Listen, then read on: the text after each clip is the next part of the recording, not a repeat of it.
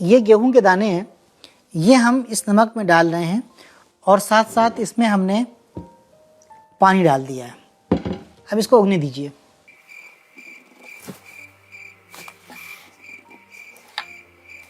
आपको क्या लगता है इस नमक के अंदर जो मैंने गेहूं डाला है उसका पौधा निकल आएगा? हरगिज नहीं। यहाँ पर मेरा इंतजार करना बेकार है, क्योंकि हमने गेहूं को गलत जगह के ऊपर डाला है। यही हालत हमारी है। हम जितनी भी दुआएं कर लें, जितनी भी कोशिशें कर लें, जितनी भी मेहनतें कर लें, लेकिन हमें जिंदगी में कामयाबी नहीं मिलती है। हम अपने हदफ और अपने मकसद और गोल तक नहीं पहुंच पाते हैं, इसलिए कि हमने अपने आप को गलत जगह पर डाला हुआ है। अब अगर इस गेहूं के दाने को पौधा बनना है तो जरूरत इस बात की है कि उसको सही जगह के ऊपर डाला जाए। यही हालत हमारी है। अगर हमको अपनी जिंदगी में तरक्की करनी है, दुआओं को कबूल करवाना है, मेहनतों को करना है और मेहनतों का फल पाना है, तो जरूरी है कि सही जमीन में जाकर कोशिश की जाए। तो अब यहाँ पर खुदा का क्या काम है?